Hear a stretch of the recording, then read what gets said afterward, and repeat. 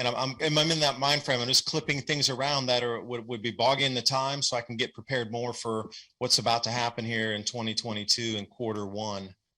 You think in Q1 that fast, huh? Yeah, absolutely, yes. Because when the fertilizer shortages are realized and they can do the calculations of how much food won't be grow per acre because they're missing this many tons of phosphorus or potash or whatever it is that they have out there, nitrogen. What if it's just 20% globally of all food is not grown because they don't have enough fertilizer next year? Then what?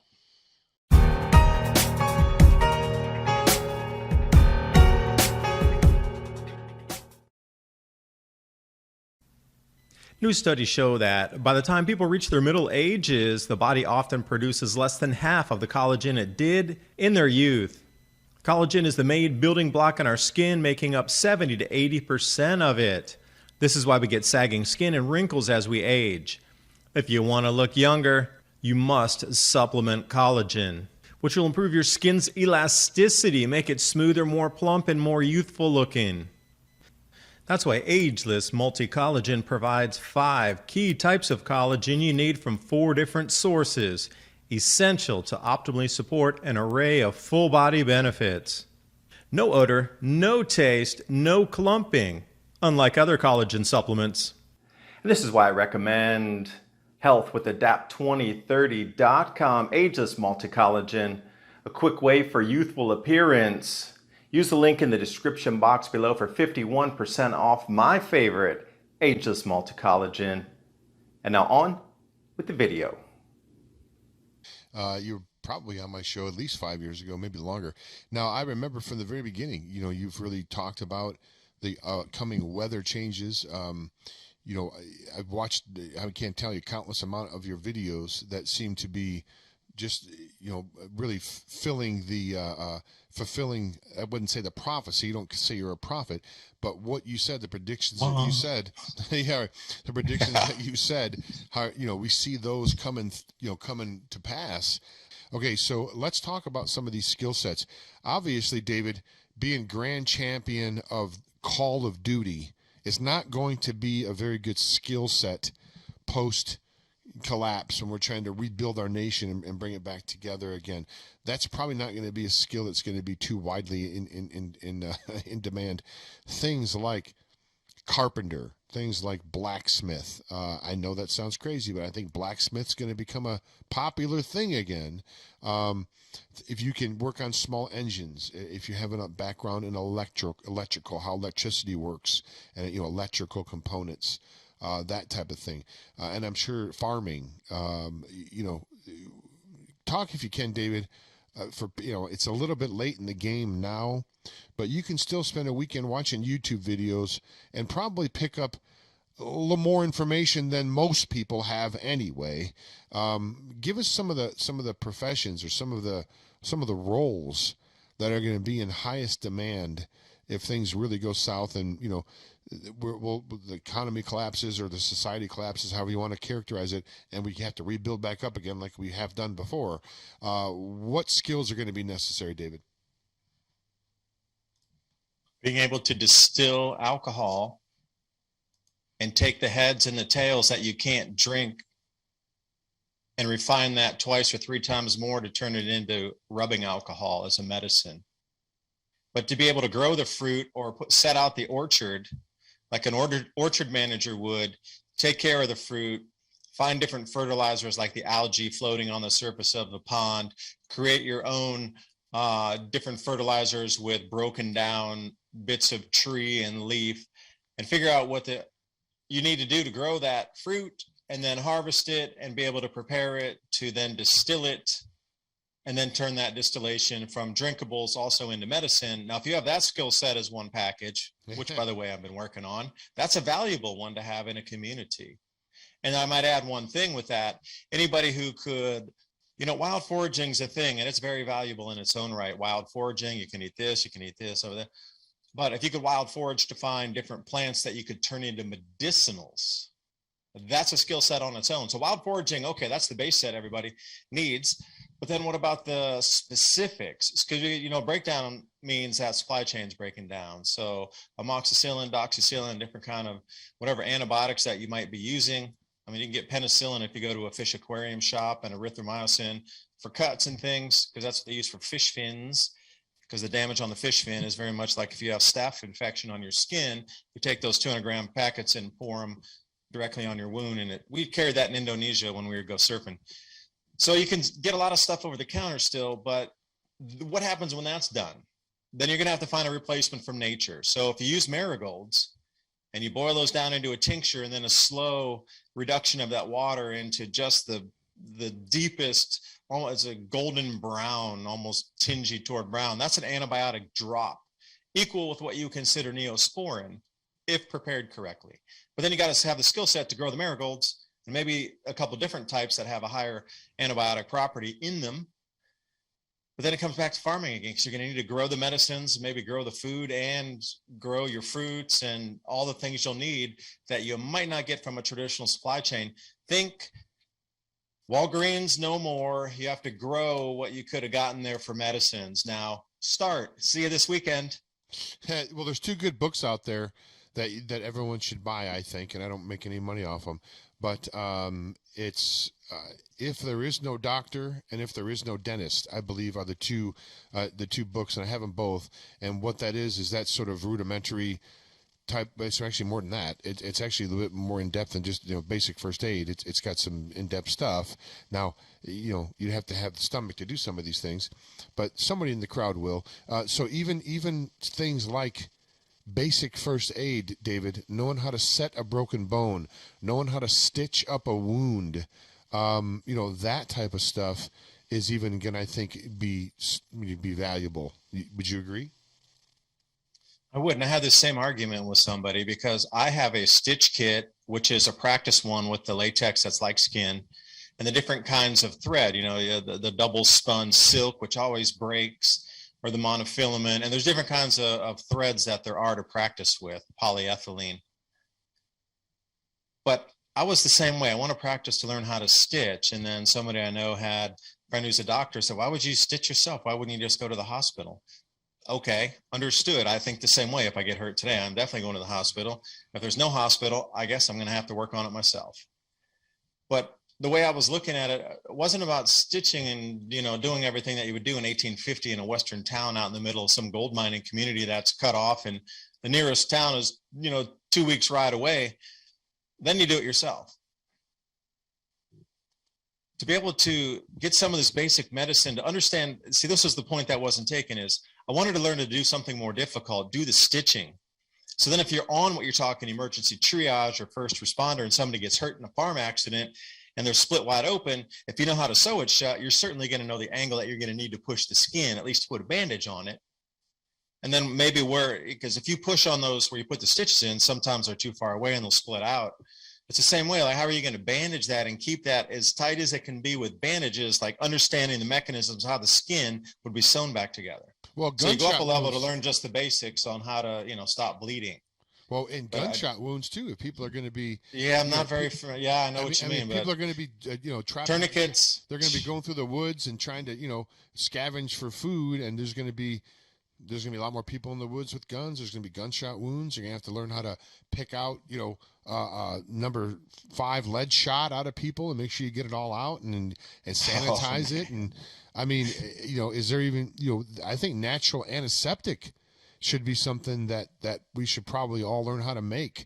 And I'm sure, like you talked about it, and my friend Rich Sheben, who's a good buddy of mine, Montana Mountain Man, I've been over his house before. He lives totally off grid up north of here. And David, I've been with him on his property, and he's walked out into the field out next to his house, and he'll bend down and he knows everything about the plant, how to cook it, what to mix it with, what medicinal benefits it has, what food benefits it has. No, you shouldn't eat this. You should only apply it outside the skin. He knows. This guy's a walk-in encyclopedia about this stuff. So I think nature in a lot of these things that are sold by the pharmaceuticals, they have their origin in natural plants and natural herbs and natural medicines that's what they use, and they just copy it, and they patent it under their own label, and they sell it for a profit. But it's all out there, David. Most all of it's out there in the wild, if you will. Would you agree with that statement? I would. And again, would that person have a welcome spot in a community knowing what he knows? I mean, obviously the answer is yes and double yes. Correct. Could you imagine the food that you're overlooking or the medicine you're overlooking and somebody knows all that, and you're literally in the middle of a wild supermarket and a wild drugstore, but you don't know you're in the middle of it, and you're standing there going, there's nothing to eat. Like, wait a second. Yeah, exactly. Yeah. Go eat the bark off the pine tree. So what other skill sets are going to be valuable? Obviously carpentry, basic carpentry, as I said, small engine repair. What type of things, David? I mean, there's going to be a role for everyone, right? I mean, even someone that knows how to cook. You said if we're going to be changing crops, and we're going to be, evolving or devolving, however you want to look at it. If we're going to be changing crops, then we're going to have to learn how to prepare different foods than we've been used to preparing before. I mean, even learning how to cook properly is going to be a valuable skill. What say you?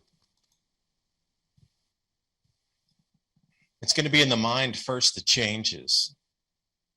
Are you able to adapt to a new type of base, not bread, not wheat, sorghum, millet, amaranth, spelt, some of these more ancient grains you might have heard of. Old school quinoa. Stuff. That's old school stuff right there you're talking about. Yeah, right? Right? That's the original. Now, can you adapt to that today? But then how do you cook it and prepare it? Because we're not used to cooking that or preparing it.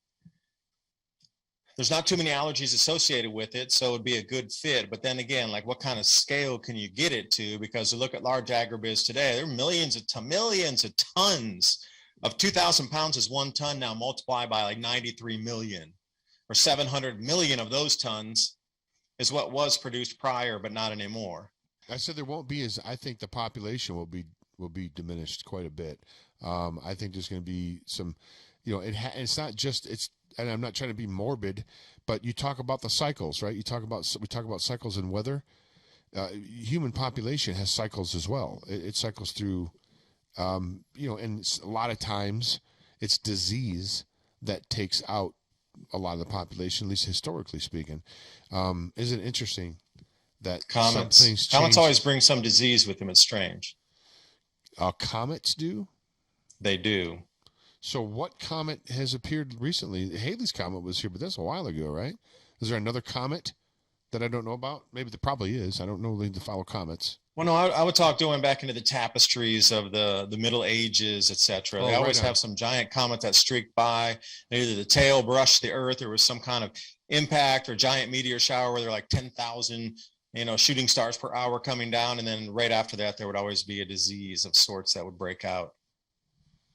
No, that's interesting. That's an interesting history about that. So it's not too late, right, David? Well, no, it's not too late as long as you change your mind for it not to be too late. But if you're going to sit in a corner and start shaking because you think it's too late, you've already lost it. Right. It's the mind first. And are you your mind too? Are you going to switch the crops? Hey, all these other ones are going to be way cheap. Like oat is going to remain cheaper, although doubling prices. You can still get way more nutrition out of the oatmeal than you would for like a 1 pound of flour or 1 pound of flour from the wheat. So are you going to change your taste preference to make oatmeal every morning and then save the money and have higher nutrition? No, I like the wheat bread. I like to, there's a lot of mental changes first. Yeah, oats. I think oats are like a superfood, right? Aren't oats a superfood? Maybe. Bananas, oats, honey, all kinds of stuff. So what is going to be happening, David, if I remember correctly, there's always a mass movement of the population. Is it called a diaspora? Is that the proper term for it? There's always not anymore. Everything's locked down. See, they took care of that aspect of one of those fingerprints of the grand solar minimum. That's already locked down. No, you kidding me? Look what's happened. That is not going to happen this time. Wait. Flesh that out a little bit for me. Back up a minute. Here's what I'm thinking, David. Isn't there going to be, if there's some sort of a collapse, then the police aren't going to, they're going to go home and protect their family. They're going to take their uniforms off and go protect their family, right? Unless their family's already been put aside into a green zone or something where they're all safe. And, that's one of the things they may be offering these people. You wonder how these cops in Australia can treat fellow Australians that way. First of all, you have to wonder, are they fellow Australians? Because they got black masks on and helmets. You can't really tell. They could be Chinese troops, for crying out loud. But you wonder, for someone to treat another human being the way that they're treating them, do you think they've let him in on the clue and say, hey, listen, when everything breaks down, you're going to be protected. Your family's going to have food. You'll go back to the green zone here, and you'll be fine. I mean, I don't know, David, if it's going to get that way, but there's something going on here for people to treat other humans the way that they're treating them. Seems to be that there's something other else in play. Do you have any speculation on what that might be? Or maybe you disagree with that altogether? No, I just look back in the darkest chapters of history, and there's always been willing servants, even through, running camps to do the executions. Like, at what point does it go through your head that you're executing people when you go to work every day? How do you, what triggers in the mind that that's acceptable? Yeah. And at that point, and they're still doing it willingly. The chapters of history should be a guide of what is about to happen here. And what's coming is you're going to have to get prepared with families and with communities and different gardening techniques and maybe protect your things. But how do you do that when there's willing participants of an army that are being paid or given, like you say, food for their families that are still going to continue with the agenda and the narrative moving forward? Because it's not been even once that's ever not happened in history. Not even once. They are doing everything they can to keep communities from coming together because they know that is the key to their defeat, is us coming together. We're going to have to, David, and I think I may have touched on this in the past, or a little while ago. We're going to have to find some way to put our differences aside and work together. We don't necessarily have to work together with people in California if you're in Montana, or you don't have to work together, with people in Michigan if you're in Ohio. But you should work together with people in your own community, 2 streets away, 3 streets away, 1 community away, a city away. I believe it's going to get broken down into that small. Right now, it's a global economy, right? You can order something from China and have it shipped here in a couple of weeks. I think the economies are going to all become localized. There's going to be bartering is coming back again. There may be even new currencies, local currencies. I say maybe. I can almost guarantee you that there's going to be some other local currencies that are probably going to develop in some of these communities. Silver, correct. What do you think about that, David? Going back down to the basics, going back down to communities, going back down to smaller bites. We're taking smaller bites at things now. We're not going to be working so global. Remember before it was think global but act local. Now it's going to be think local, act local, or everybody's going to die. David? And I'm in that mind frame. I'm just clipping things around that would be bogging the time so I can get prepared more for what's about to happen here in 2022 in Q1. You think in Q1 that fast, huh? Yeah, absolutely, yes. Because when the fertilizer shortages are realized and they can do the calculations of how much food won't be grown per acre because they're missing this many tons of phosphorus or potash or whatever it is that they have out there, nitrogen. What if it's just 20% globally of all food is not grown because they don't have enough fertilizer next year? Then what? That'll be in the news before the natural declines from the grand solar minimum hit. So look for it to be a new panic point, a new control point, a new mechanism that's going to divide further, and they'll use it to the advantage, knowing how the humans are going to react, and they've already gamed it out for the next set of whatever the world holds for us. James, thanks for having me on. David DuByne, thanks so much for joining us. Always great to have you on, my friend. Adapt 2030, folks. If you want to keep up to date with what's going on, got a great YouTube channel. And had it for many, many years now, 6 or 7 years. I highly recommend it. You're going to be a smarter person when you get done watching his stuff. David, anything you want to say in closing? Got about 15 seconds. The Library of Alexandria contained the world's blueprints and mechanism building catalogs for the last 1,000,000 years. They said it was burnt, but perhaps it wasn't. And there's